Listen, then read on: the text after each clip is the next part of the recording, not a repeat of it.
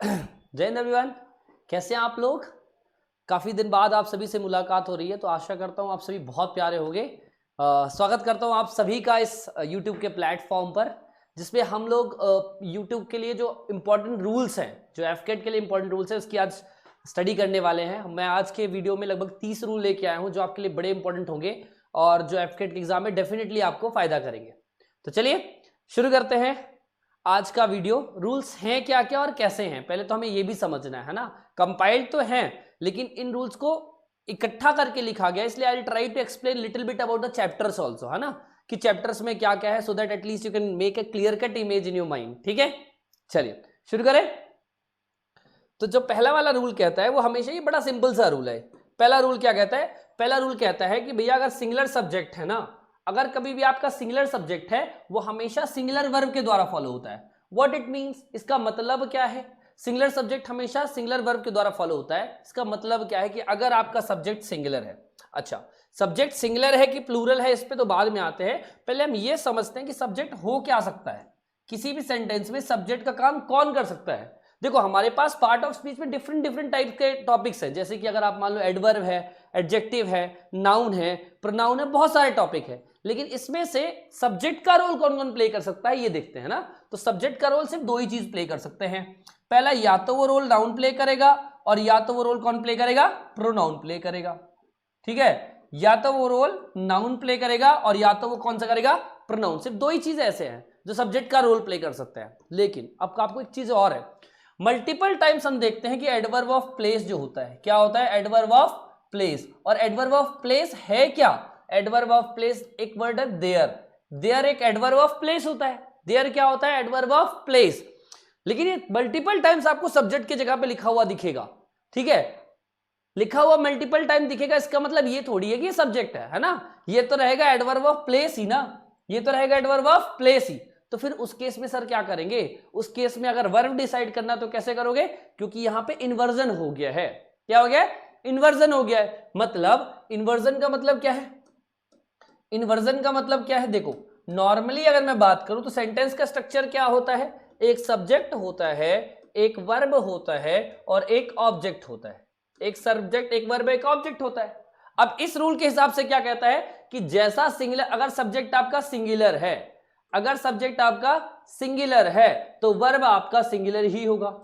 Verb आपका क्या होगा? सिंगुलर ही होगा। ये आपका ये रूल कहता है ना। लेकिन what if adverb of place ने जगह ले ली? अगर एडवर्ब ऑफ प्लेस इसकी जगह पे आ गया तो क्या करें सर? तो फिर कैसे समझेंगे? तो ध्यान रखना, अगर कभी भी एडवर्ब ऑफ प्लेस देयर आ गया है तो उसमें इन्वर्जन हो जाएगा। इन्वर्जन का मतलब क्या है कि नॉर्मली हमारे पास पहला सब्जेक्ट आता था, लेकिन यहां पे एडवर्ब ऑफ अगर प्लेस आ गया है तो इसके बाद आपको यहां पे वर्ब लिखना है और इसके बाद आपको सब्जेक्ट लिखना है। इसके बाद आपका सब्जेक्ट लिखना है।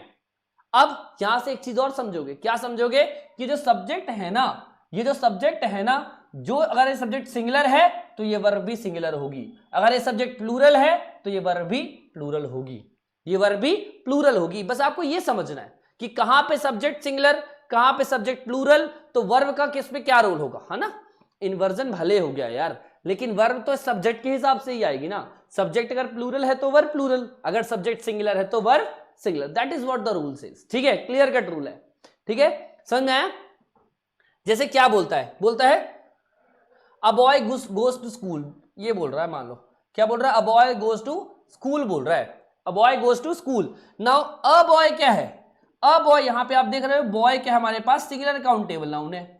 बॉय क्या है हमारे पास? सिंगुलर काउंटेबल नाउन है। तो अगर ये बॉय सिंगुलर काउंटेबल नाउन है तो सब्जेक्ट क्या होगा? सिंगुलर होगा। सब्जेक्ट क्या होगा? सिंगुलर होगा। समझ में आ गया? A boy goes to school, मतलब अगर आपका सब्जेक्ट सिंगुलर तो वर्ब हमेशा आपको सिंगुलर फॉर्म में रखना है। वर्ब हमेशा आपको सिंगुलर फॉर्म में रखना है। चले आगे। नेक्स्ट क्या कहता है? जैसे बोला he informs me, he informs मी। अच्छा, एक चीज आप देख रहे हो, यहां भी एस लगा है, यहां भी एस लगा है, और मैं बोल रहा हूं वर्ब सिंगुलर होगी, है ना। तो आपको दो चीजें समझनी है। क्या समझनी है? एक चीज ये कहती है कि एस का उपयोग आप सिर्फ दो जगह पे कर सकते हो, या तो नाउन या प्रोनाउन पे कर सकते हो, और या तो नाउन या प्रोनाउन पे, और या तो वर्ब पे कर सकते हो। अगर मैंने नाउन पे एस और यस लगा दिया, अगर मैंने नाउन पे एस और यस लगा दिया तो नाउन हमारा क्या बन जाएगा? प्लूरल बन जाएगा। क्या बन जाएगा? प्लूरल। वहीं अगर मैं वर्ब पे एस और ईएस लगा दूंगा, वर्ब पे एस और ईएस लगा दूंगा तो वर्ब मेरा सिंगुलर हो जाएगा, वर्ब मेरा सिंगुलर हो जाएगा। कोई दिक्कत है क्या? नाउन पे एस और ईएस लगाया तो नाउन प्लूरल, वर्ब पे एस और ईएस लगा दिया तो वर्ब सिंगुलर हो जाता है। That is it. समझ में आ गया? तो अगर यहां पे लिखा है he informs me, he informs मी, तो नाउ वर्ब क्या है? वर्ब यहां पे इन्फॉर्म है। वर्ब क्या है? इन्फॉर्म है। अगर बात करूं ये सिंगुलर सब्जेक्ट है, इसलिए वर्ब को सिंगुलर बनाने के लिए हमने एस लगा दिया, तो क्या हो जाएगा? He informs me. क्लियर है? चलो आगे बढ़े, नेक्स्ट रूल पे चलते हैं। तो पहला रूल क्या बोलता था कि अगर सेंटेंस में कहीं भी सिंगुलर सब्जेक्ट है वो हमेशा सिंगुलर वर्ब के द्वारा फॉलो होगा। ये सेंटेंस उसी का अल्टरनेटिव फॉर्म है। ये रूल कहता है अगर सेंटेंस प्लूरल है तो वर्ब प्लूरल होगा। अब इसमें कोई दिक्कत तो है ही नहीं, कोई दिक्कत तो है ही नहीं, क्योंकि मैंने बता दिया है सब्जेक्ट क्या हो सकता है। ठीक है, वर्ब किसके हिसाब से आगे ये भी बता दिया है ना। देखो सालों पहले सब्जेक्ट और वर्ब दोनों मिले और उन्होंने बोला चलो भाई अपने बीच में एक एग्रीमेंट कर लेते हैं। क्या कर लेते हैं? अपने बीच में एग्रीमेंट। और एग्रीमेंट क्या रहेगा? तो सब्जेक्ट ने बोला कि अगर मैं सिंगुलर आऊंगी या अगर मैं सिंगुलर हूं तो तुमको हमेशा सिंगुलर ही होना होगा, तुमको हमेशा सिंगुलर फॉर्म में होना होगा, ये कहता है। और दूसरा क्या बोला?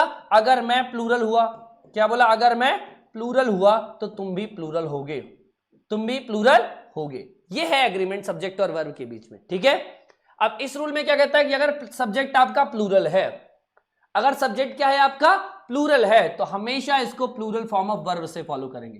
किससे फॉलो करेंगे? प्लूरल फॉर्म ऑफ वर्ब से ही हमेशा इसको भी फॉलो करेंगे। Any doubts? कोई भी दिक्कत है क्या? कोई भी दिक्कत है क्या? समझ में आ रहा है ना सभी को? है ना? चले आगे बढ़े यार, सीरियस नहीं हुआ है ना? चलो, जैसे क्या लिखा है, ये टाइप आधा टाइप हुआ है, इसको ऐसे मत लिखना। नीचे क्या लिखा है? They are going. क्या लिखा है? They are going, they are going. अब आप क्या समझ रहे हो? दे क्या है? दे अपना सब्जेक्ट है। अगर मैं और प्रिसाइज जाऊं तो सब्जेक्ट में भी क्या है? तो बोलोगे सर प्रोनाउन है। सब्जेक्ट में भी क्या है? तो बोलोगे सर प्रोनाउन है। तो दे प्रोनाउन है, और प्रोनाउन भी कैसा? तो प्लूरल फॉर्म में। प्रोनाउन भी कैसा? तो प्लूरल फॉर्म में। अगर अपना प्रोनाउन प्लूरल फॉर्म में है वो हमेशा वर्ब जो लेगा वही प्लूरल फॉर्म में वर्ब लेगा। वर्ब किस फॉर्म में लेगा? वर्ब प्लूरल फॉर्म में लेगा। दैट इज इट, खत्म हो गया। ठीक है, कि अगर प्लूरल सब्जेक्ट है तो अपने साथ प्लूरल वर्ब लेता है, ये हमारा रूल कहता है। क्लियर है? समझ में आ गया सभी को? मजा आ गया? चलो आगे बढ़े। नेक्स्ट अब आप समझो एक मॉडल वर्ब होता है। अगर मैं मॉडल वर्ब बताऊं उसके पहले मैं ये बताना चाहता हूं मॉडल वर्ब होते कितने हैं। मॉडल वर्ब होते कितने हैं?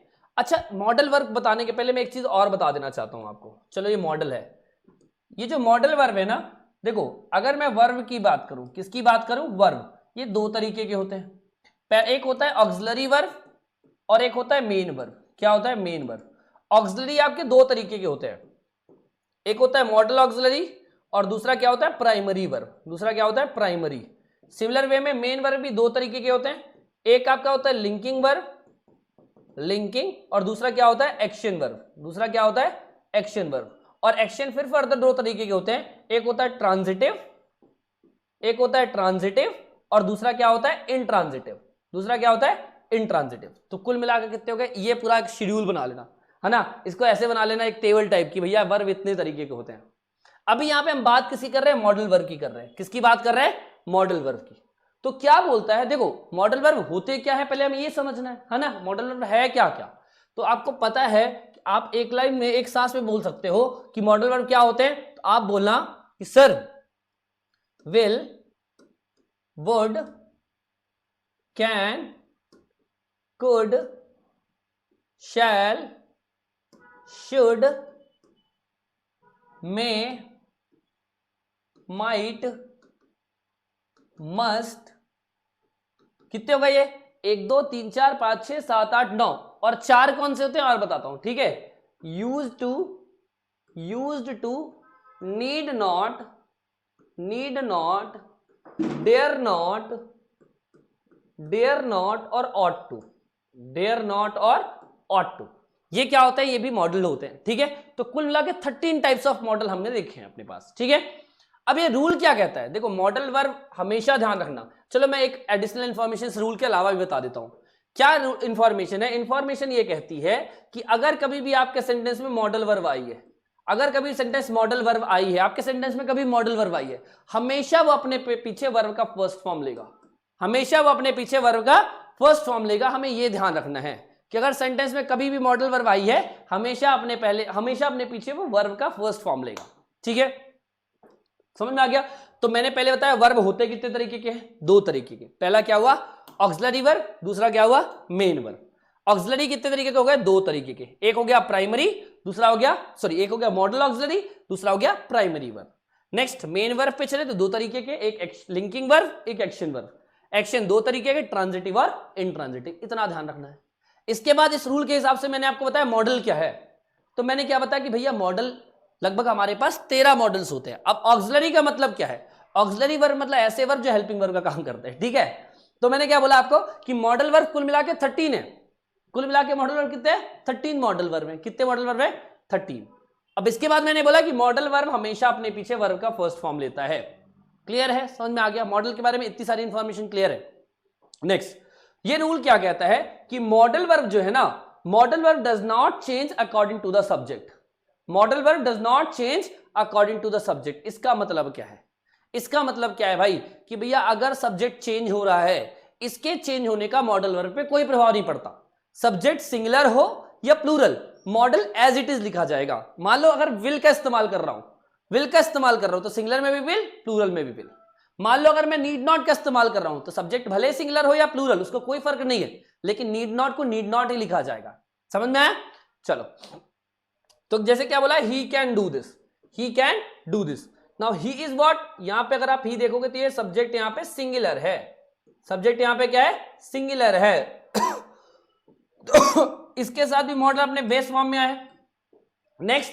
नेक्स्ट देखोगे तो क्या लिखा है? We can do this. तो वी क्या है यहां पे? वी यहां पे सब्जेक्ट आपका प्लूरल है। सब्जेक्ट आपका यहां पे क्या है? सब्जेक्ट प्लूरल है। भले सब्जेक्ट प्लूरल है, लेकिन मॉडल को एज इट इज लिखा गया है। मॉडल को एज इट इज लिखा गया है। मॉडल में कोई चेंज नहीं हो रहा है, मॉडल एज इट इज लिखा जाता है। ठीक है, तो 2 चीजें ध्यान रखनी है।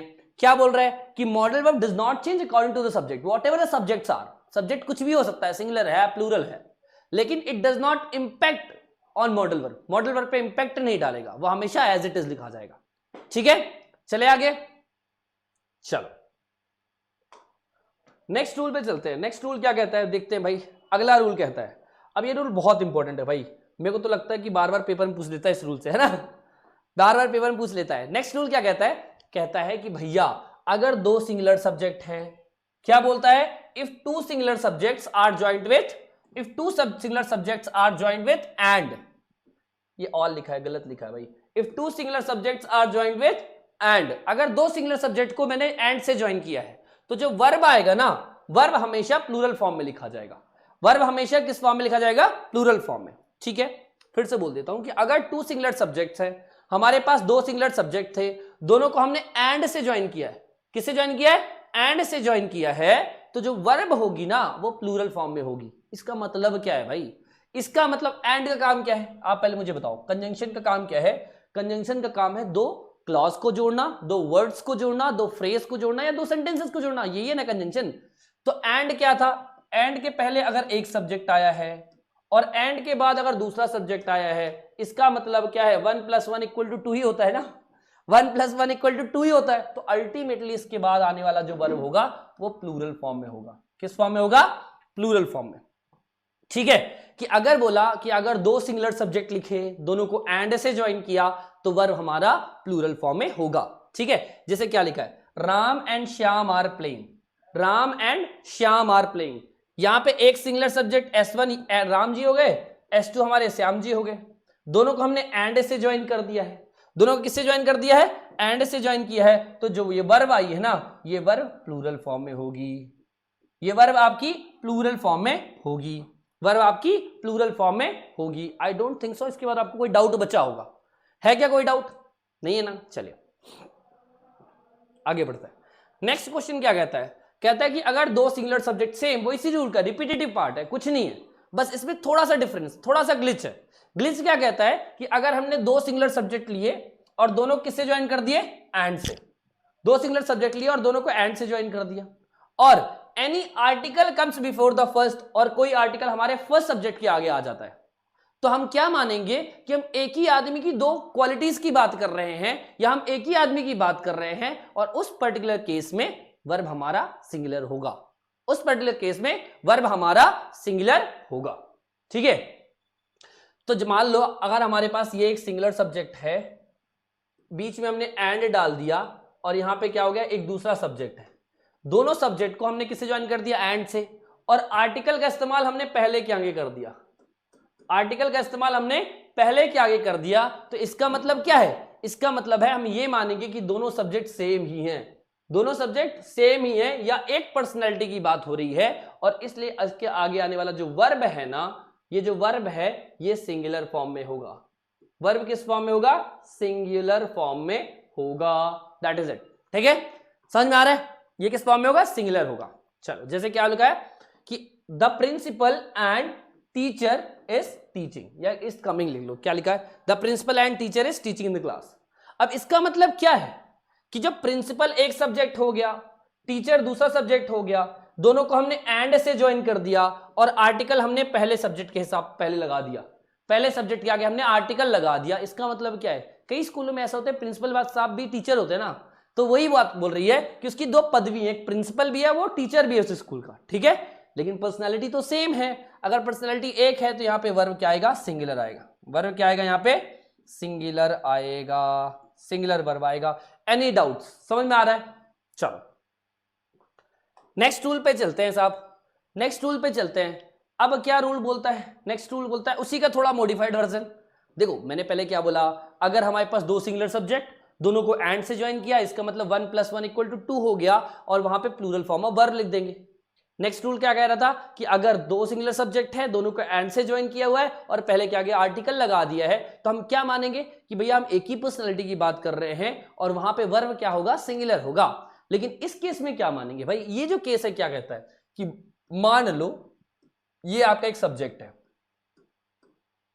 और ये दूसरा सब्जेक्ट है, मान लो दो सिंगुलर सब्जेक्ट है। ठीक है, हमने दोनों सिंगुलर सब्जेक्ट को लिया और दोनों के आगे सेपरेट आर्टिकल लगा दिया, दोनों के आगे सेपरेट आर्टिकल लगा दिया। ठीक है, हमारे पास दो सिंगुलर सब्जेक्ट थे S1 और S2, और दोनों के आगे सेपरेट आर्टिकल लगा दिया, तो हम क्या मानेंगे कि भैया हम दो डिफरेंट पर्सनालिटीज की बात कर रहे हैं। किसकी बात कर रहे हैं, दो डिफरेंट पर्सनालिटीज की बात कर रहे हैं, और इस पर्टिकुलर केस में जो आगे आने वाला वर्ब होगा वो हमेशा प्लूरल फॉर्म में होगा, आगे आने वाला वर्ब हमेशा प्लूरल फॉर्म में होगा। बस खत्म, खत्म, यही है रूल। इतनी सारा पढ़ना नहीं है, नॉर्मल सा रूल समझ में आ रहा है। ठीक है, कोई पढ़ना नहीं है, नॉर्मल सा ही समझ में आ रहा है। क्या बोल रहा है कि अगर दो सिंगुलर सब्जेक्ट, दोनों को एंड से ज्वाइन किया और दोनों के पास सेपरेट आर्टिकल हैं, तो हम क्या मानेंगे कि हम दो डिफरेंट पर्सनैलिटीज की बात कर रहे हैं, और इस केस में जो वर्ब होगा ना वो प्लूरल फॉर्म में होगा। चलो कोई दिक्कत नहीं। हाँ, वर्ब किस फॉर्म में होगा, प्लूरल फॉर्म में। अरे यार कुछ माइक का इश्यू है क्या, हेलो, नहीं सही है, ठीक है। वर्ब किस फॉर्म में होगा, प्लूरल फॉर्म में होगा। जैसे क्या लिखा है कि the principal and the teacher. अब इस केस में क्या था, इस केस में हम एक सिंगुलर काउंटेबल नाउन है, ये दूसरा नाउन है, दोनों के आगे हमने सेपरेट आर्टिकल लगा दिया और दोनों को एंड से ज्वाइन कर दिया, तो हम क्या बोलेंगे, दो डिफरेंट पर्सनालिटीज हैं। और अगर डिफरेंट पर्सनालिटीज हैं तो अपने साथ प्लूरल फॉर्म ऑफ वर्ब लेंगी, अपने साथ ये प्लूरल फॉर्म ऑफ वर्ब लेंगी। That is what the rule says, यही हमारा रूल कहता है। खत्म हो गया यहाँ पे रूल। ठीक है, चलो आई होप समझ में आ रहा होगा आपको सभी चीजें, है ना। चलो आगे बढ़े, नेक्स्ट रूल पे चलते हैं। पढ़िए रूल क्या कहता है। अब क्या होता है, कुछ जो आपके वर्ड्स होते हैं उनको पेयर्स में, कंपाउंड नाउन है ना, कुछ जो नाउन होते हैं, कुछ जो सब्जेक्ट होते हैं जिसको कंपाउंड में इस्तेमाल किया जाता है, लेकिन उसका मीनिंग हमेशा सिंगुलर होता है। जैसे कि एक वर्ड आता है स्लो एंड स्टडी, एक वर्ड आता है स्लो एंड स्टडी, और आप बोलते भी तो हो, ये तो वेल सेड थिंग है ना, slow and steady wins the race, slow and steady wins the race. अब इसका मतलब क्या है, इसका मतलब क्या है कि ये कंपाउंड वर्ड है।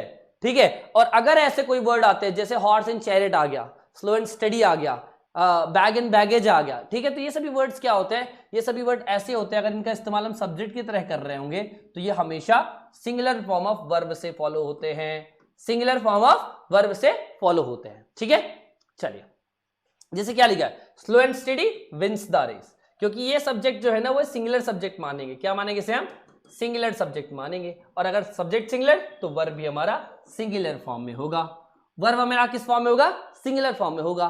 ठीक है, चलो आगे बढ़ते हैं। ये देखो हॉर्स एंड कैरियर हो गया, हॉर्स एंड कैरिड हो गया, कुछ भी बोल दिए, मतलब ऐसे वर्ड जो कि एंड से ज्वाइन होते हैं, मतलब लेकिन वो डिफरेंट सब्जेक्ट नहीं है, वो एक ही सब्जेक्ट के कंपाउंड वर्ड्स है, ठीक है। चलो नेक्स्ट पे चलते हैं। अब ये बहुत इंपॉर्टेंट रूल है भाई, इसको स्टार मार्क कर लेना सभी लोग, और कॉपी में बहुत अच्छी तरीके से लिख लेना, स्टार अच्छे से बना देता हूं भाई। बहुत इंपॉर्टेंट रूल है ये, मतलब एन नंबर ऑफ टाइम्स इससे पेपर में क्वेश्चन पूछा जाता है, बहुत इंपॉर्टेंट है, ठीक है। चलो रूल क्या कहता है, पहले मुझे बताना ये जो ईच और एवरी वर्ड है ये है क्या। तो इसके पहले मैं आपको दो चीजें बताना चाहता हूं कि जो each every either neither word होते हैं, ईच एवरी आइदर और चौथा वर्ड क्या है, नाइदर, ये जो वर्ड होते हैं, एक second, each every either neither, ये जो वर्ड होते हैं ये वर्ड डिस्ट्रीब्यूटिव के होते हैं। किसके वर्ड होते हैं, डिस्ट्रीब्यूटिव, क्योंकि डिस्ट्रीब्यूशन आप क्या में करते हैं, हर एक में करते हो ना, ईच में कर सकते हो, एवरी में कर सकते हो, तो ये सभी वर्ड किसके होते हैं, डिस्ट्रीब्यूटिव के वर्ड होते हैं, डिस्ट्रीब्यूटिव के वर्ड्स होते हैं, ठीक है। अगर मैं बात करूं ईच एवरी आइदर नाइदर की, तो ये सभी वर्ड डिस्ट्रीब्यूटिव के होते हैं, इसमें कोई दिक्कत ही नहीं है। फिर तो डिस्ट्रीब्यूटिव एडजेक्टिव भी होता है, प्रोनाउन भी होता है, एडजेक्टिव भी होता है और प्रोनाउन भी होता है। अब ये रूल क्या कहता है, ये रूल कहता है कि अगर हम इनका इस्तेमाल कर रहे हैं, क्या कर रहे हैं, इनका इस्तेमाल एज ए सब्जेक्ट कर रहे हैं, तो क्या होगा, अगर ईच एवरी का इस्तेमाल सब्जेक्ट में करेंगे तो ध्यान रखना हमेशा जो वर्ब आएगा वो सिंगुलर फॉर्म में आएगा, हमेशा जो इसके बाद वर्ब आएगा हमेशा सिंगुलर फॉर्म में आएगा, ठीक है। जैसे क्या लिखा है, every boy and every girl is happy, every boy and every girl is happy, इसका मतलब क्या है कि अगर हम इसका इस्तेमाल एज अ डिस्ट्रीब्यूटिव एडजेक्टिव कर रहे हैं, अब चुको यार थोड़ा सा मैं पहले एडजेक्टिव और नाउन के बीच में डिफरेंस बता दूंगा आपको, है ना, कि प्रोनाउन एडजेक्टिव कब कब होगा, एक सेकंड रुकना, हाँ चलो मैंने क्या बोला, ये सभी जो वर्ड्स होते हैं कौन कौन से, ये एक ईच हो गया, एक वर्ड हो गया एवरी हो गया, एक वर्ड हो गया आइदर और एक वर्ड हो गया नाइदर। अगर इनके जस्ट बाद लिख जाए क्या, नाउन, अगर इनके जस्ट बाद नाउन आ जाए तो ये सभी वर्ड आपके क्या होंगे, ये सभी वर्ड एडजेक्टिव होंगे, क्या होंगे, एडजेक्टिव। वहीं अगर इन सभी वर्ड्स, अगर मैं ई से लिख रहा हूं इसका मतलब सभी है ना, अगर इसके जस्ट बाद आपको कोई प्रीपोजिशन आ जाए या तो कोई वर्ब आ जाए, वर्ब तो आएगा ही नहीं, जनरली क्या आएगा, प्रीपोजिशन ही आएगा, तो ध्यान रखना कि ये सब्जेक्ट की प्लेस थी और नाउन ये है नहीं, इसलिए यहां पे ये क्या है, प्रोनाउन है, क्या है यहाँ पे ये, प्रोनाउन। और कौन सा प्रोनाउन, तो आप बोलोगे डिस्ट्रीब्यूटिव प्रोनाउन, क्लियर है। अब ये रूल क्या कहता है, इस रूल पे चलता है। तो रूल ये कहता है कि अगर मैं ईच एवरी का इस्तेमाल आपके सेंटेंस में करूं तो हमेशा अपने साथ सिंगुलर फॉर्म ऑफ वर्ब लेता है, बस इतना ध्यान रखना है कि अगर आपके पास ये ईच एवरी का इस्तेमाल किया गया है सेंटेंस में, कैसे, एज एन एडजेक्टिव इस्तेमाल किया गया, कैसे इस्तेमाल किया गया, एज एन एडजेक्टिव, तो हमेशा ये अपने साथ क्या लेता है, सिंगुलर फॉर्म ऑफ वर्ब लेता है, हमेशा अपने साथ क्या लेता है, ये सिंगुलर फॉर्म ऑफ वर्ब। जैसे क्या लिखा है, ईच बॉय, अब इस सेंटेंस में ईच बॉय लिख दिया है ना, ये बॉय क्या है, बॉय क्या है, तो सभी एक साथ में बोलेंगे कि बॉय सर नाउन है। अगर बॉय नाउन है तो ये ईच क्या है, हर एक लड़का, लड़का कैसा, हर एक लड़का। नाउन की इंफॉर्मेशन, नाउन की इंफॉर्मेशन कौन देता है, एडजेक्टिव देता है, कौन देता है, एडजेक्टिव देता है। तो अगर एडजेक्टिव आपके नाउन की इंफॉर्मेशन दे रहा है, ठीक है, तो यहां पे कौन सा है, डिस्ट्रीब्यूटिव एडजेक्टिव है। आपको तो ये चीज पता चल गई कि कौन सा एडजेक्टिव है, डिस्ट्रीब्यूटिव एडजेक्टिव है, और ये हमेशा अपने साथ सिंगुलर फॉर्म ऑफ वर्ब लेगा, क्या लेगा, हमेशा अपने साथ सिंगुलर फॉर्म ऑफ वर्ब लेगा, बस इतना ध्यान रखना है, खत्म ये रूल, ठीक है। वो क्या करता है, वो कभी प्लूरल फॉर्म ऑफ वर्ब लगा देता है, कभी वहां पे क्या लगा देता है, ईच बॉयज कर देगा वहां पे, है ना, प्लूरल नाउन या तो प्लूरल नाउन कर देगा तो प्लूरल वर्ब कर देगा, नहीं दोनों सिंगुलर होंगे, ठीक है।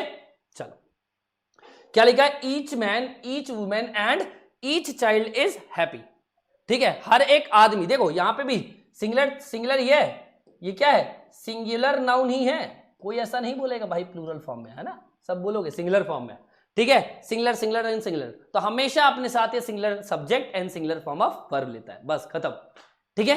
चलो नेक्स्ट रूल पे चलते हैं।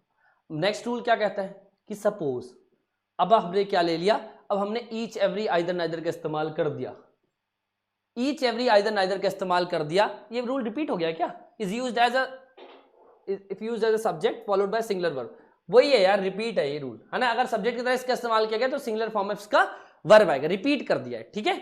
आगे बढ़ते हैं, नेक्स्ट रूल कहता है कि सपोज अगर मैं बात करूं ईच, आइदर और नाइदर, देखो क्योंकि एवरी एक ऐसा वर्ड है जो एक्सेप्शन है, एवरी कभी भी प्रोनाउन हो ही नहीं सकता है, एवरी हमेशा एडजेक्टिव ही होगा, प्रोनाउन तो हो ही नहीं सकता है, तो अब हमारे पास क्या है, जैसे ईच आ गया, ईच आ गया, एक वर्ड होता है आइदर और एक वर्ड होता है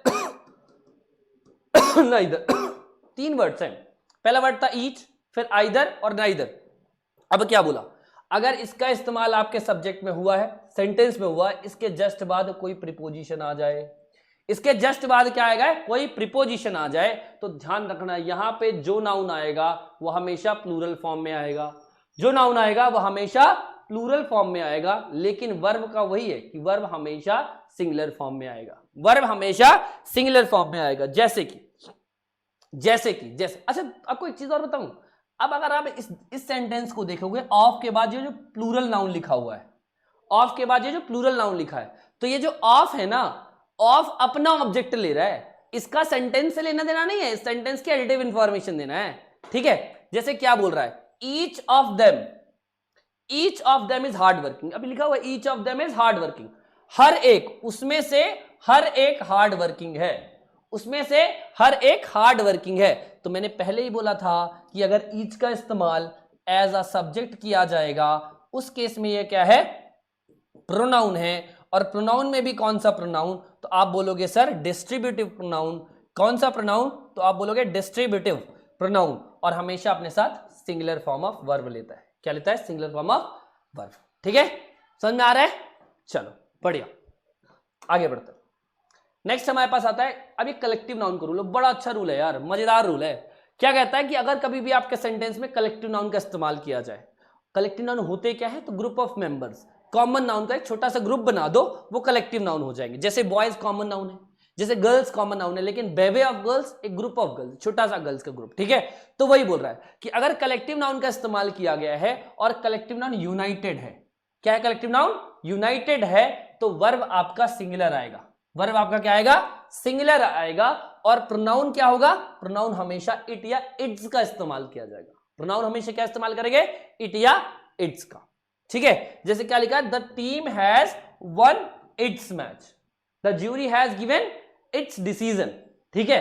तो ध्यान रखना क्या लिखा है, the team has one it's match. Now team is what, team collective noun है, टीम क्या है, कलेक्टिव नाउन, और टीम के कलेक्टिव एफर्ट से ही तो काम खत्म हुआ है, मैच जीते हैं। क्या एक आदमी मैच जिताता है, नहीं, पूरी टीम जिताती है, ठीक है। तो क्या ध्यान रखोगे कि यहां पे कलेक्टिव नाउन यूनाइटेड है, कलेक्टिव नाउन यूनाइटेड है, और अगर कलेक्टिव नाउन यूनाइटेड हो गया तो वर्ब सिंगुलर होगा, वर्ब क्या होगा, सिंगुलर होगा, और इट या इट से फॉलो होगा। क्लियर है, चलो बढ़िया बढ़िया। नेक्स्ट रूल पे चलते हैं। अब नेक्स्ट रूल क्या कहता है, रूल नंबर 12, बहुत अच्छा रूल है यार। अब ये क्या कहता है कि अगर कलेक्टिव नाउन डिवाइड हो जाए, क्या हो जाए, कलेक्टिव नाउन डिवाइड हो जाए, या कलेक्टिव नाउन इंडिविजुअलिटी की बात कर लिए, अलग अलग हो जाए, तो क्या करोगे उस केस में, जो वर्ब होगा ना वो वर्ब प्लूरल फॉर्म में हो जाएगा। वर्ब इस जगह पे क्या हो, आराम से, सॉरी माफ करना भाई, माफ करना, वर्ब किस फॉर्म में हो जाएगा यहां पे, एक सेकंड रुकना रुकना, गलती से गिर गया था पेन मेरे से। यहां पे जो वर्ब होगा ये वर्ब प्लूरल फॉर्म में हो जाएगा, किस फॉर्म में हो जाएगा, प्लूरल फॉर्म में ये वर्ब यहां पे हो जाएगा, किस फॉर्म में हो जाएगा, प्लूरल फॉर्म में वर्ब हो जाएगा। और अगर वर्ब प्लूरल है तो फॉलो किससे करेगा, प्लूरल प्रोनाउन से, ऑब्वियस सी बात है ना। तो वहां पे क्या था, कलेक्टिव नाउन यूनाइटेड था, वर्ब क्या था, सिंगुलर था, फॉलो सिंगुलर प्रोनाउन से हो रहा था। यहां पे कलेक्टिव नाउन डिवाइड हो गया है, वर्ब क्या होगा, प्लूरल, फॉलो किससे करेगा, प्लूरल प्रोनाउन से, बस ध्यान रखना इतना सा बात, ठीक है। जैसे क्या लिखा है, the jury were divided in their opinion, the jury were divided in their opinion. तो इसका मतलब वर्ग क्या है, यहां पे क्या आ गया, वर्ग का मतलब क्या है, वर्ग का मतलब क्या है, ध्यान रखना कि ये प्लूरल फॉर्म ऑफ वर्ब है, क्या ये प्लूरल फॉर्म ऑफ वर्ब है, ठीक है, प्लूरल फॉर्म ऑफ वर्ब है। गलती से गिर गया था यार, चलो कोई बात नहीं, माफ करना, ठीक है। ये क्या है, प्लूरल फॉर्म ऑफ वर्ब है। अगर वर्ब प्लूरल फॉर्म में है तो ये जो प्रोनाउन होगा ना ये भी प्लूरल फॉर्म में होगा, ये जो प्रोनाउन होगा ना ये भी आपका किस फॉर्म में होगा, प्लूरल फॉर्म में होगा, बस बात खत्म। चले आगे, नेक्स्ट कहता है कि अब ये देखना, हमेशा ये रूल है ना, इसको भी स्टार मार्क कर लो, जैसे हमने ईच एवरी वाले को किया था ना, ये भी बहुत इंपॉर्टेंट रूल है, बार बार पेपर में पूछता है इससे क्वेश्चन। और क्या कहता है कि रिलेटिव प्रोनाउन, अब मैं पहले आपका क्लेरिफिकेशन चाहता हूं कि रिलेटिव प्रोनाउन होता क्या है, मैं आपको बताना चाहता हूं रिलेटिव प्रोनाउन क्या होता है। तो आप हमेशा ध्यान रखना, अगर हमारे पास कुछ वर्ड होते हैं, हु, हुज, whom, विच और दैट, ये सभी वर्ड आपके किसके हैं? ये सभी वर्ड आपके रिलेटिव प्रोनाउन के हैं। ये सभी वर्ड किसके हैं? ये सभी वर्ड आपके रिलेटिव प्रोनाउन के हैं। तो अब क्या रूल कहता है भाई? रिलेटिव प्रोनाउन तो पता चल गया सर, अब हमें रूल तो बता दो। तो रूल क्या कहता है कि अगर रिलेटिव प्रोनाउन आपके सेंटेंस में आया है, अच्छा अब रिलेटिव प्रोनाउन का काम बता दूं थोड़ा सा। रिलेटिव प्रोनाउन कई जगह पे कंजंक्शन का भी काम करता है। किसका काम करता है? कंजंक्शन। इसका मतलब क्या कि कंजंक्शन का काम क्या है? दो सब्जेक्ट को जोड़ना, दो क्लॉज को जोड़ना, दो फ्रेज को जोड़ना, दो सेंटेंसेस को जोड़ना। ये सभी काम कौन करेगा? कंजंक्शन करेगा। तो ये रूल कहता है कि अगर रिलेटिव प्रोनाउन कंजंक्शन की तरह इस्तेमाल हो रहा है, या अगर रिलेटिव प्रोनाउन आपके सेंटेंस में इस्तेमाल हो रहा है, तो ये जो रिलेटिव प्रोनाउन के बाद में आने वाला वर्ब है ना, रिलेटिव प्रोनाउन के जो बाद में आने वाला यहां वर्ब है ना, वो उसके पहले आने वाले नाउन या प्रोनाउन पे डिपेंड करेगा।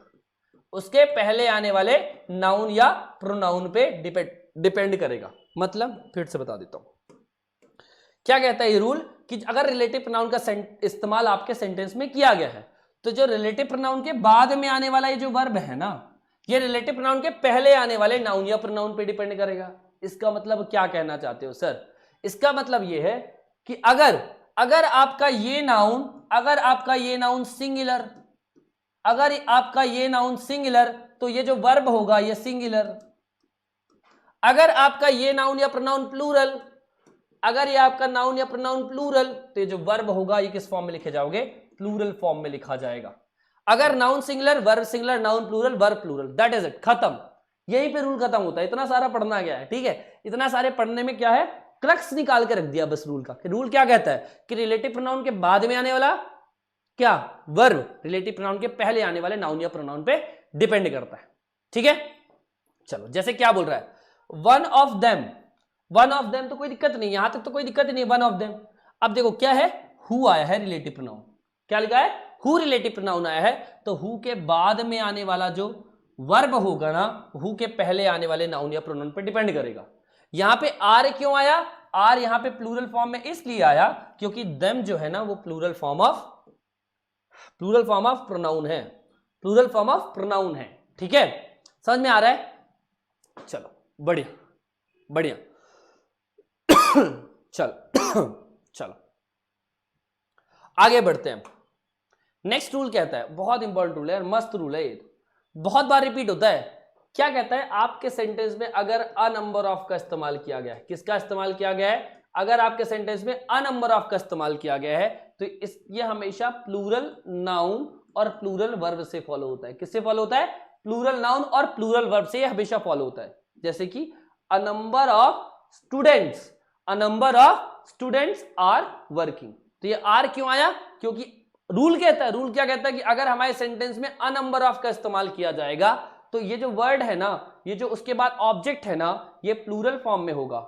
ऑब्जेक्ट किस फॉर्म में होगा? प्लूरल फॉर्म में होगा। और जो वर्ब है ना, ये वर्ब भी प्लूरल फॉर्म में होगा। कोई दिक्कत है क्या? आई होप समझ में आया होगा कि प्लूरल नाउन और प्लूरल वर्ब का इस्तेमाल किया गया है। ठीक है, चलो आगे बढ़े। बढ़िया। नेक्स्ट हम चलते हैं। नेक्स्ट रूल क्या कहता है? देखो 50% पे पहुंचने वाले हैं, 50% है। नेक्स्ट क्या कहता है कि उसी का थोड़ा सा उसको स्लाइट मॉडिफिकेशन कर दिया उस रूल में, और कहता है अगर हमारे सेंटेंस में द नंबर ऑफ का इस्तेमाल किया गया है।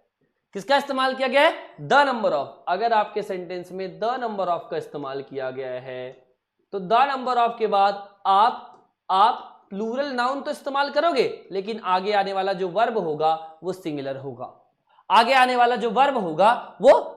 होगा। वीएस होगा, सिंगुलर फॉर्म में होगा। अच्छा, वीएस लिखा है, इसका मतलब सिंगुलर फॉर्म ऑफ वर्ब है ना, कंफ्यूज आना मत। वीएस मतलब क्या है? सिंगुलर फॉर्म ऑफ वर्ब है, कंफ्यूज मत होना आप लोग। ठीक है, चलो तो क्या बोला है? द नंबर ऑफ के बाद हमेशा प्लूरल नाउन, और जो वर्ब होगा ये किस फॉर्म में होगा? सिंगुलर फॉर्म में होगा। वर्ब किस फॉर्म में होगा? सिंगुलर फॉर्म में होगा। ठीक है, जैसे कि the number of girls. Now girls किस फॉर्म में है? प्लूरल फॉर्म में है। किस फॉर्म में है? Plural. The number of girls, लेकिन जो वर्ब होगा वो सिंगुलर फॉर्म में वर्ब होगा। The number of girls is decreasing day by day. Clear है? जो लड़कियों का नंबर है वो हमेशा, वो अभी इस समय दिन बाय दिन डिक्रीज होता जा रहा है। क्या होता जा रहा है? दिन पर दिन डिक्रीज होता जा रहा है। सॉरी, हाँ चलो समझ में आ गया सभी को?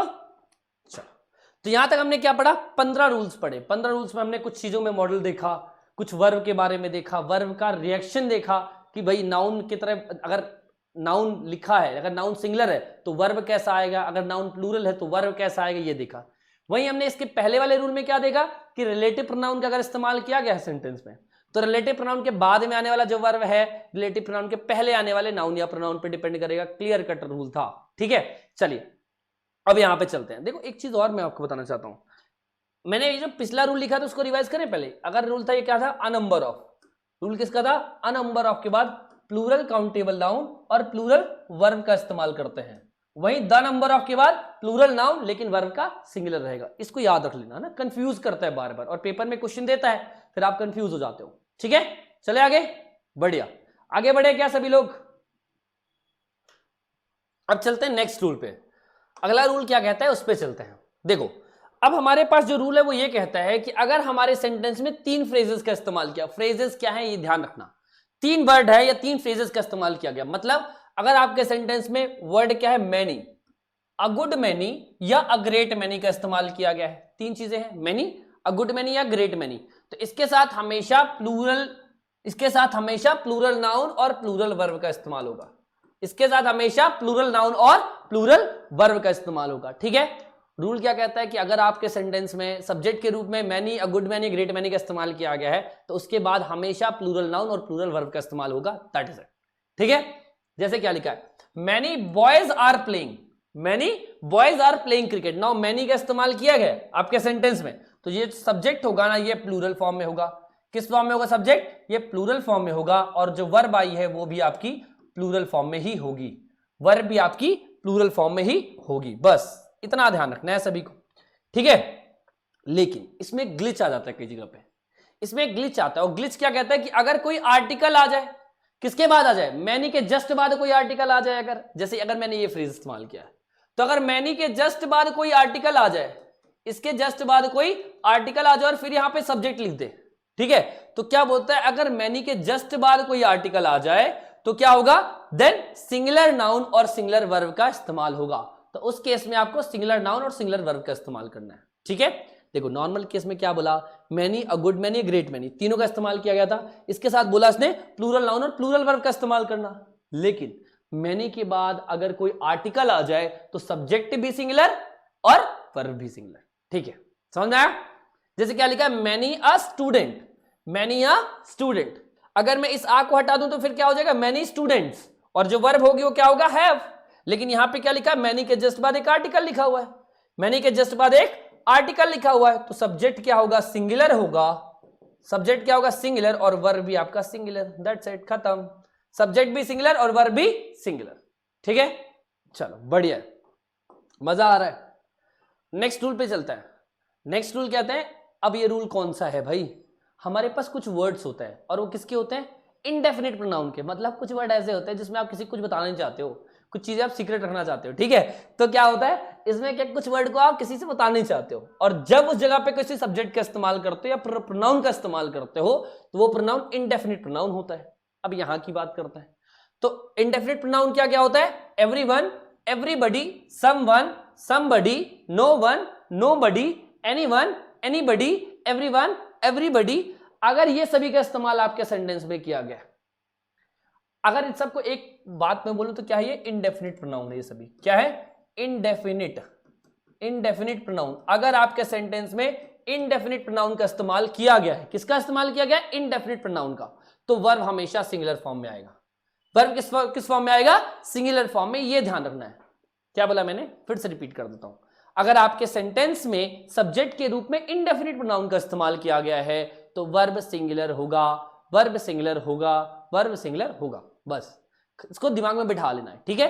जैसे क्या लिखा है, everyone was rewarded, everyone was rewarded, तो एवरीवन का इस्तेमाल एज अ सब्जेक्ट किया गया था, अपने साथ ये सिंगुलर फॉर्म ऑफ वर्ब लेगा। इसके बाद जो वर्ब आएगी वो किस फॉर्म में होगी, वो सिंगुलर फॉर्म में होगी।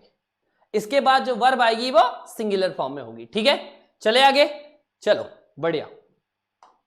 नेक्स्ट रूल क्या कहता है, अब बहुत इंपॉर्टेंट रूल है भाई, इसको भी मार्क कर लेना, स्टार मार्क कर लेना, बहुत बार पूछता है यार ये रूल्स।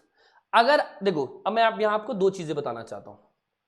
पहला वर्ड क्या है, एक है हमारे पास few, a few, a few या the few, few, a few या द फ्यू, ये जो तीनों वर्ड्स होते हैं ना, इन तीनों वर्ड्स की अगर मैं बात करूं, इसका इस्तेमाल हमेशा प्लूरल काउंटेबल नाउन के साथ किया जाता है। इसका इस्तेमाल हमेशा प्लूरल काउंटेबल नाउन के साथ किया जाता है। इसका मतलब क्या है, ये सभी ऐसे वर्ड्स होते हैं, इनका इस्तेमाल हमेशा उस नाउन के साथ किया जाता है जिसको हम काउंट कर सकते हैं। ठीक है, किसके साथ किया जाता है, जिसको हम काउंट कर सकते हैं। तो ध्यान रखना, few, a few, the few के साथ हमेशा प्लूरल काउंटेबल नाउन और प्लूरल वर्ब का इस्तेमाल किया जाएगा। क्या इस्तेमाल किया जाएगा, प्लूरल काउंटेबल नाउन और प्लूरल वर्ब का इस्तेमाल। ठीक है, जैसे क्या लिखा है, a few boys have come, a few boys have come. तो बॉयज क्या है, बॉयज प्लूरल नाउन है, बॉयज क्या है, प्लूरल नाउन है, तो इसके साथ हमेशा प्लूरल फॉर्म ऑफ वर्ब होगा, प्लूरल फॉर्म ऑफ वर्ब होगा। ठीक है, आई होप क्लियर है आपको, है ना, समझ में आ रहा है। चलिए, क्या कुछ तो नहीं था यार, few, a few, the few था, इसके साथ प्लूरल नाउन और, अच्छा यहीं पे एक और रूल मुझे याद आ रहा है भाई, मैं पहले बता देता हूं उस रूल को। बोलता है कि अगर आपके सेंटेंस में little, a little, the little का इस्तेमाल किया जाए, किसका इस्तेमाल किया जाए, little, a little, the little.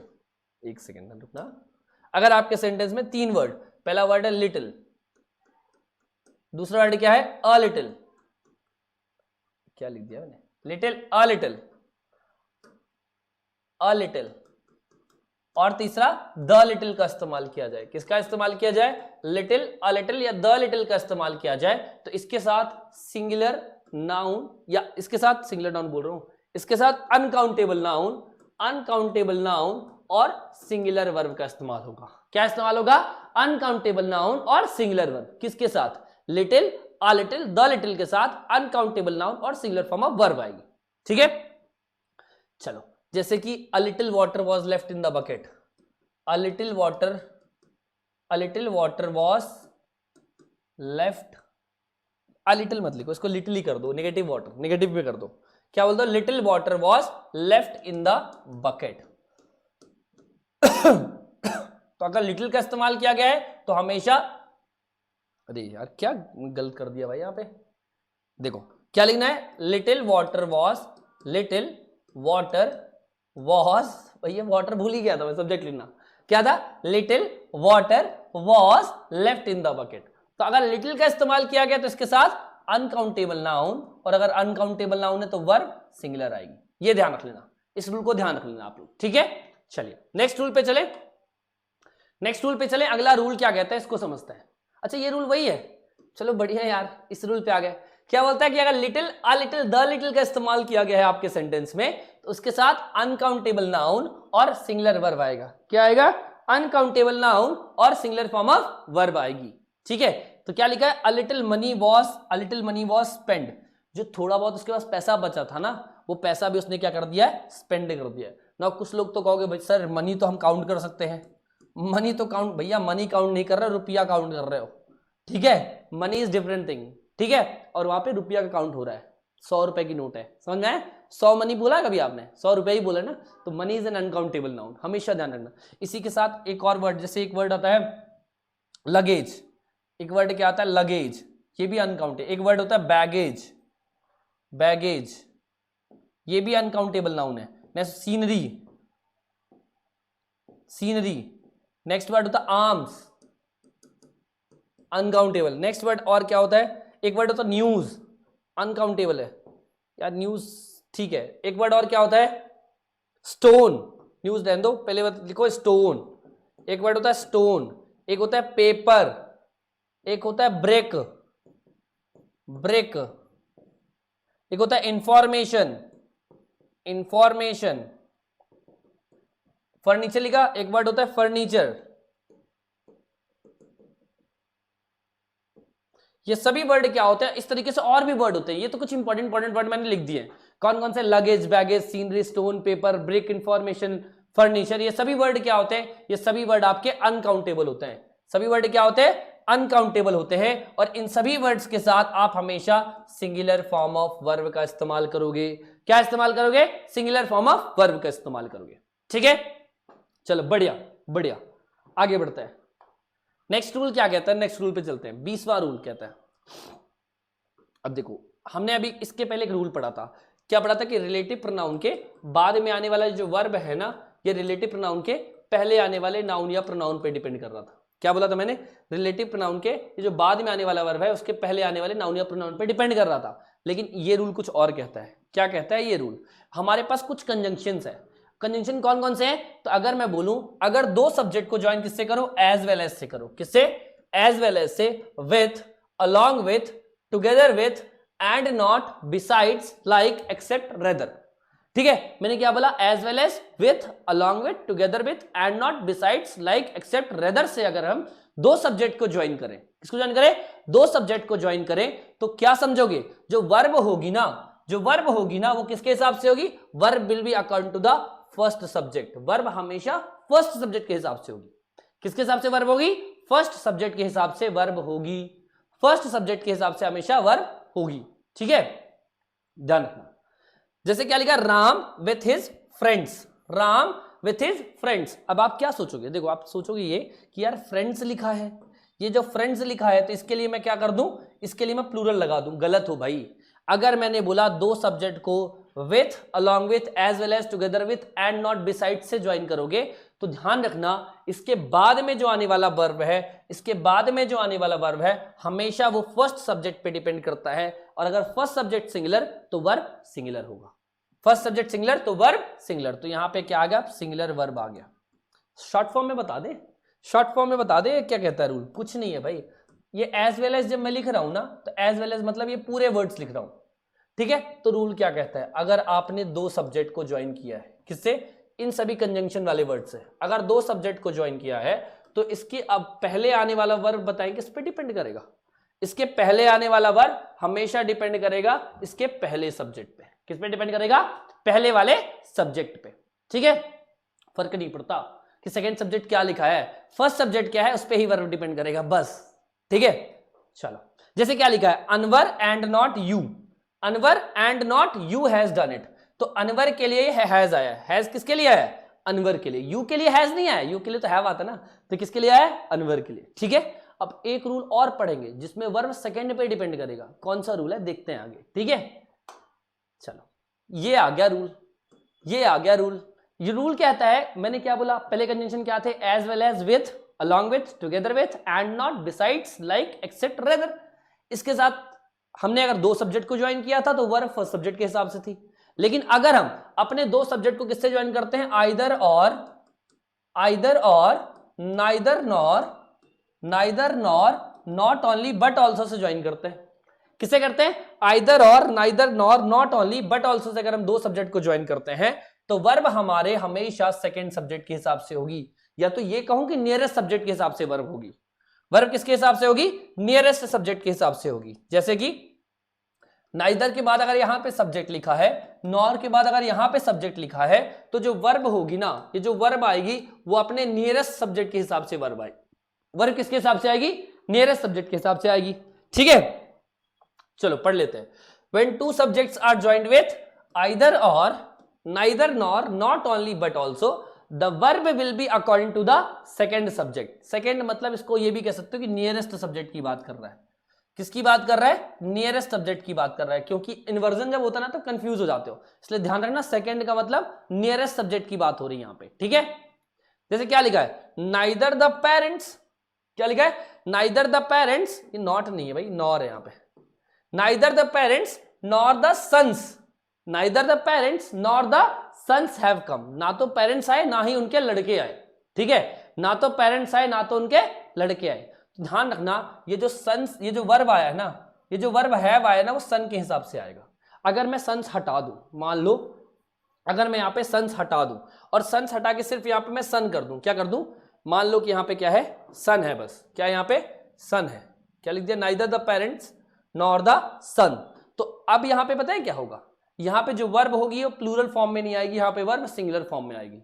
ठीक है, neither the parents nor the son has come हो जाएगा। ठीक है, तो डिफरेंस देख रहे हो क्या? थोड़ा थोड़ा सा में डिफरेंस पैदा हो रहा है सभी जगह पे। ठीक है, थोड़ा थोड़ा में डिफरेंस है, बस ये ध्यान रखना है रूल्स को। ठीक है, नेक्स्ट पे चलते हैं। अब नेक्स्ट रूल क्या कहता है? तो रूल कहता है भैया कि अगर आपका वर्ड ऑफ कलेक्टिव नाउन लिखा है, ठीक है, अगर आपका कोई कलेक्टिव नाउन का शब्द लिखा हुआ है और उसके बाद ऑफ लगा हुआ है, क्या लगा हुआ उसके बाद, ऑफ लगा हुआ है, तो हमेशा उसके बाद क्या इस्तेमाल करोगे, प्लूरल नाउन और सिंगुलर वर्ब का इस्तेमाल करोगे।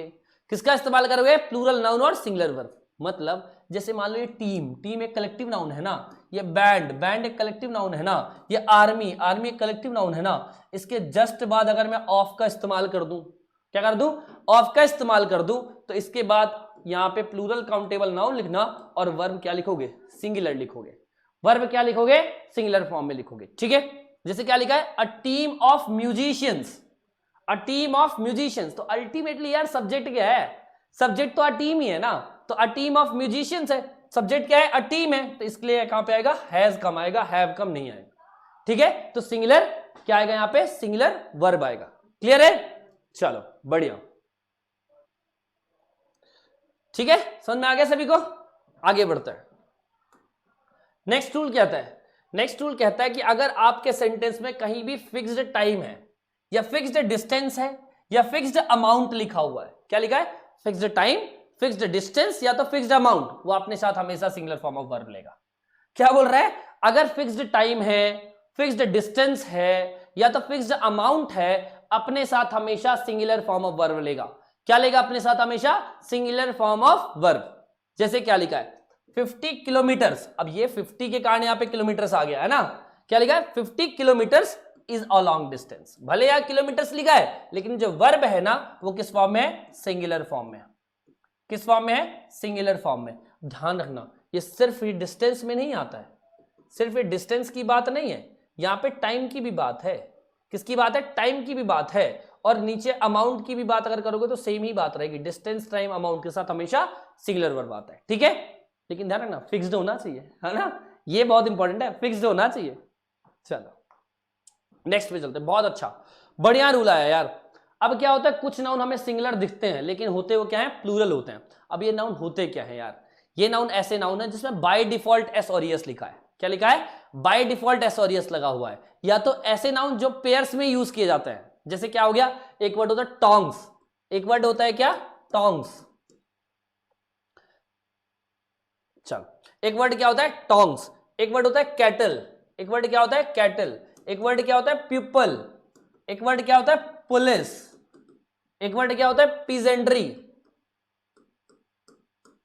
एक वर्ड क्या होता है, वर्मिन, एक वर्ड क्या होता है, जेंट्री। अब ये सभी वर्ड्स क्या है, ये सभी वर्ड ऐसे वर्ड है जो दिख जरूर रहे, सभी वर्ड ऐसे वर्ड जो दिख सिंगुलर रहे लेकिन इनका मीनिंग प्लूरल है, इनका सबका मतलब क्या है, प्लूरल है। और अगर इन सब का मतलब प्लूरल है तो अगर नाउन प्लूरल तो ऑब्वियस सी बात है अपने साथ क्या लेंगे, प्लूरल फॉर्म ऑफ वर्ब लेंगे। सभी वर्ड्स लिख लीजिएगा सभी, ठीक है, cattle, people, police, peasantry, vermin, gentry, cattle, people, police, peasantry, vermin, gentry, electorate, ये सभी वर्ड्स क्या है, प्लूरल है और अपने साथ प्लूरल फॉर्म ऑफ वर्ब लेते हैं। क्या लेते हैं, प्लूरल फॉर्म ऑफ वर्ब लेते हैं, ठीक है। जैसे क्या लिखा है, द कैटल इज ग्रेजिंग। अब आप सोचोगे सही लिखा है, कोई दिक्कत नहीं है, दिक्कत क्या है, कैटल अपने आप में ही प्लूरल काउंटेबल नाउन है, कैटल अपने आप में ही प्लूरल काउंटेबल नाउन है, तो अपने साथ क्या लेगा, प्लूरल फॉर्म ऑफ वर्ब लेगा, इसलिए यहां पे इज नहीं आएगा और आर आएगा। The cattle are grazing in the field हो जाएगा, क्या हो जाएगा, the cattle are grazing in the field, the police are running behind the thief, ठीक है, वट एवर इट इज, जो ये वर्ड्स है, अगर ये वर्ड है अपने आप में बाय डिफॉल्ट प्लूरल है, सिंगुलर मत लगाना, प्लूरल ही है, ठीक है। चलो नेक्स्ट रूल क्या कहता है, कहता है सम नाउन सिम्स प्लूरल। अब कुछ नाउन ऐसे हैं जो प्लूरल दिखते हैं लेकिन उनका मीनिंग सिंगुलर होता है। अब आप समझो ये वर्ड, ये नाउन है कौन से, देखो यार ये नाउन वो नाउन है जैसे आपके सब्जेक्ट के जो नाम है, किसके नाम है, सब्जेक्ट के नाम, मैथमेटिक्स, फिजिक्स, इकोनॉमिक्स, सबके आखिरी में एस लगा है, इन सभी के आखिरी में क्या लगा हुआ है, एस लगा हुआ है, पर क्या ये प्लूरल है, नहीं भाई, सब्जेक्ट के नाम है, ये दिख जरूर प्लूरल है लेकिन इनके नाम क्या है, सिंगुलर है, ये इनका मीनिंग क्या है, सिंगुलर है, तो इसके साथ सिंगुलर फॉर्म ऑफ वर्ब का इस्तेमाल किया जाएगा। क्या इस्तेमाल किया जाएगा, सिंगुलर फॉर्म ऑफ वर्ब का इस्तेमाल किया जाएगा। क्या बोल रहा है, सम नाउन्स सीम्स प्लूरल, कुछ नाउन प्लूरल दिखते हैं but there meaning is singular, लेकिन उनका मीनिंग क्या है, सिंगुलर है। So with these nouns, in noun के साथ हम क्या इस्तेमाल करते हैं, सिंगुलर फॉर्म ऑफ वर्ब का इस्तेमाल करते हैं। क्या इस्तेमाल करते हैं, सिंगुलर फॉर्म ऑफ वर्ब का इस्तेमाल करते हैं। चलो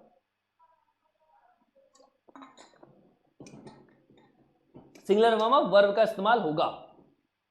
जैसे क्या लिखा है यहां पे लिखा mathematics are good subject, where is the doubt, दिक्कत कहां है? मैथमेटिक्स देख के एस लगा है तो प्लूरल नहीं है, mathematics is a good subject होगा, क्योंकि जो भी नेम ऑफ सब्जेक्ट्स होते हैं ये बहुत सारे नाम है, जैसे कि मान लो मैथमेटिक्स तो एक लिखा है मैटिक्स, एक वर्ड हो गया, फिजिक्स, क्या वर्ड हो गया एक फिजिक्स, एक वर्ड हो गया इकोनॉमिक्स, इकोनॉमिक्स, ये सभी वर्ड ऐसे हैं जिनके आखिरी में आप एस और एस लगा देखोगे, लेकिन इसके साथ हमेशा प्लूरल फॉर्म ऑफ वर्ब का इस्तेमाल किया जाएगा, ठीक है, sorry singular form of verb का इस्तेमाल किया जाएगा, है ना, sorry singular form of verb का इस्तेमाल किया जाएगा। चलो नेक्स्ट पे चलते हैं, बहुत अच्छा और बहुत इंपॉर्टेंट रूल है। एक वर्ड होता है अदर, ये जो वर्ड होता है अदर, अगर ये अदर का इस्तेमाल आपके सेंटेंस में किया गया है तो अदर आप अपने साथ हमेशा प्लूरल नाउन और प्लूरल वर्ब लेगा, प्लूरल नाउन और प्लूरल वर्ब लेगा। जैसे there are so many other hotels near my place, there are so many other hotels near my place, तो अदर अगर है तो हमेशा प्लूरल नाउन और प्लूरल वर्ब लेगा। वहीं अगर अनदर लिखा हुआ है, क्या लिखा हुआ अनदर, अगर अनदर लिखा हुआ तो सिंगुलर नाउन और जो वर्ब होगा वो भी सिंगुलर होगा, ध्यान रख लेना, ठीक है, ऐसे रख लेना है। अदर है तो plural noun plural verb, another है तो सिंगुलर नाउन और सिंगुलर वर्ब। जैसे क्या लिखा है देखो, देयर आर अनदर स्कूल्स, क्या लिख दिया, देयर आर अनदर स्कूल्स, क्या दिक्कत है भाई? दिक्कत यह है अनदर का इस्तेमाल किया हूं, अगर अनदर का, अच्छा मैं सबसे फर्स्ट स्लाइड में आपको पहले क्या बताया था, इन्वर्जन होना, एग्जाम्पल ही आ गया। अब देखो यहां पे क्या है, भले यहां अनदर का इस्तेमाल किया गया है, लेकिन जो आर आया है ना किसके लिए आएगा, सब्जेक्ट के लिए, किसके लिए आएगा, सब्जेक्ट, और सब्जेक्ट यहां पे क्या है, स्कूल, उसके लिए यहां पे आर आया था, मतलब हमको पागल बनाने की कोशिश कर रहा था, ठीक है, लेकिन हमको तो पता है क्या बोलते हैं कि अगर अनदर का इस्तेमाल कर दिया है सेंटेंस में तो ये हमेशा सिंगुलर फॉर्म में लिखोगे, क्या लिखोगे, सब्जेक्ट को सिंगुलर फॉर्म में लिखोगे, तो स्कूल्स की जगह क्या होगा, school, there are another school. अब सही है क्या? नहीं, दिक्कत है, दिक्कत कहां पे है, अगर ये सब्जेक्ट सिंगुलर तो ये वर्ब भी सिंगुलर, सब्जेक्ट सिंगुलर तो क्या होगा, वर्ब भी सिंगुलर, तो क्या होगा, there is another school near the there is another school near the Bhaurkuan, whatever it is, ठीक है।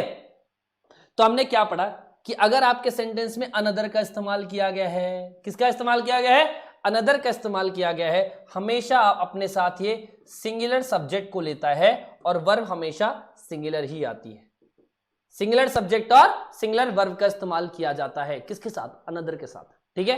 वही अगर अदर लिख देगा तो क्या लिखोगे, प्लूरल सब्जेक्ट और ये मतलब प्लूरल नाउन और प्लूरल वर्ब, ठीक है। चलो बहुत बढ़िया, मजा आ गया, अब खत्म होने वाला है भाई, 3 और बचे हैं, 3 रूल और बचे हैं, बढ़िया, 3 रूल और बचे हैं। पहला रूल क्या कहता है कि कई जगह पे हम द प्लस एडजेक्टिव का इस्तेमाल करते हैं सब्जेक्ट के रूप में, द प्लस एडजेक्टिव का इस्तेमाल करते हैं सब्जेक्ट के रूप में, तो ध्यान रखना ये जो द प्लस एडजेक्टिव है ना ये कंप्लीट क्लास की बात कर रहा है, कंप्लीट क्लास की बात कर रहा है, और अगर कंप्लीट क्लास की बात है तो ऑब्वियस सी बात है वो प्लूरल नंबर है, क्या है, प्लूरल इन नंबर है, और इसके साथ प्लूरल फॉर्म ऑफ वर्ब आएगा, अगर प्लूरल इन नंबर है तो प्लूरल फॉर्म ऑफ वर्ब आएगा, ये ध्यान रखना है। क्या बोल रहा है कि अगर द प्लस एडजेक्टिव कहीं लिख दे, जैसे कि क्या द रिच बोल दूं, क्या लिख दूं, द रिच, अब इसका मतलब क्या है, द रिच का मतलब जितना भी रिच क्लास है, द पुअर तो जितना भी पुअर क्लास है, समझ में आया, द ऑनेस्ट जितना भी ऑनेस्ट क्लास है, तो the plus adjective complete class को डिटरमाइन करता है और इसके साथ प्लूरल फॉर्म ऑफ वर्ब आती है, क्या आती है उसके साथ, प्लूरल फॉर्म ऑफ वर्ब। जैसे क्या लिखा, the rich hates the poor, पढ़ने में सही लग रहा है, कोई दिक्कत नहीं है, लेकिन ये जो द रिच है ना ये क्या बोल रहा है, पूरा रिच क्लास की बात कर रहा है, किसकी बात कर रहा है, रिच क्लास, और रिच क्लास प्लूरल नंबर है इसलिए हेट्स नहीं आएगा, क्या आएगा, the rich hate the poor, the rich hate the poor, ठीक है, वर्ब क्या आएगी, प्लूरल फॉर्म में आएगी, ठीक है। चलो नेक्स्ट रूल क्या कहता है, रूल नंबर 28, रूल नंबर 28 कहता है कि हमारे पास 2 वर्ड्स होते हैं, एक वर्ड है ऑल और दूसरा वर्ड है सम, ऑल और दूसरा वर्ड क्या है, सम। अब ये जो दोनों वर्ड होते हैं ना, ये जो ऑल वर्ड है और ये जो सम वर्ड है, इसका इस्तेमाल आप काउंटेबल और अनकाउंटेबल दोनों के साथ करते हो, ठीक है। अगर आप इनका इस्तेमाल और सम का इस्तेमाल अगर आप किसके साथ कर रहे हो, काउंटेबल नाउन के साथ कर रहे हो, किसके साथ कर रहे हो, काउंटेबल नाउन या प्लूरल काउंटेबल नाउन के साथ अगर आप ऑल और सम का इस्तेमाल कर रहे हो तो जो वर्ब होगी वो प्लूरल फॉर्म में वर्ब आएगी, ठीक है। वहीं अगर ऑल और सम का इस्तेमाल आप अनकाउंटेबल नाउन के साथ कर रहे हो, किसके साथ कर रहे हो, अनकाउंटेबल नाउन के साथ कर रहे हो तो जो वर्ब आएगी ना वो क्या आएगी, सिंगुलर आएगी। बस यही रूल कहता है, ठीक है, यही लिखा होगा। क्या कहता है कि अगर ऑल और सम का इस्तेमाल किया गया है प्लूरल काउंटेबल नाउन के साथ तो जो वर्ब होगी ना वो प्लूरल फॉर्म में होगी। वहीं अगर ऑल और सम का इस्तेमाल अनकाउंटेबल नाउन के साथ किया गया है तो वर्ब सिंगुलर होगी। वर्ब किस फॉर्म में होगी, सिंगुलर फॉर्म में होगी, ठीक है। चलो जैसे क्या लिखा है, सम एनिमल इज फेथफुल। दिक्कत कहां है, दिक्कत कहां है कि सम अगर इस्तेमाल किया गया है तो सम के साथ क्या इस्तेमाल करोगे, पहली बात तो प्लूरल काउंटेबल नाउन। ये काउंटेबल होगा लेकिन ये प्लूरल काउंटेबल नाउन है, तो अगर सम के साथ प्लूरल काउंटेबल नाउन का इस्तेमाल किया गया है तो वर्ब क्या होगा, प्लूरल होगा। तो क्या लिखोगे, सम एनिमल्स आर फेथफुल। कुछ एनिमल्स फेथफुल होते हैं, कुछ नहीं भी होता है, ठीक है, लेकिन कुछ तो बड़े फेथफुल होते हैं। जैसे डॉग एक बड़ा फेथफुल एनिमल होता है ना, कुछ भी कर लो डॉग आपका साथ हमेशा रखता है, ठीक है, ये ध्यान रखना।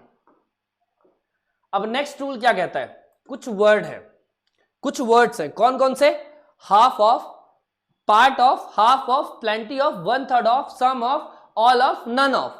ये सभी जो वर्ड्स है, क्या बोला मैंने, हमारे पास कुछ वर्ड है तो जो verb comes after lot of, a lot of, plenty of, some of, half of, part of, one third of, all of. इसके साथ में जो वर्ब का इस्तेमाल किया जाता है, किसका इस्तेमाल किया जाता है, जो वर्ब का इस्तेमाल किया जाता है वो नाउन पे डिपेंड करता है। किस पे डिपेंड करता है, नाउन पे। इसका मतलब क्या है, मतलब ये है कि अगर नाउन प्लूरल तो वर्ब प्लूरल, अगर नाउन सिंगुलर तो verb singular, that is it, खत्म हो जाता है यहां पे काम।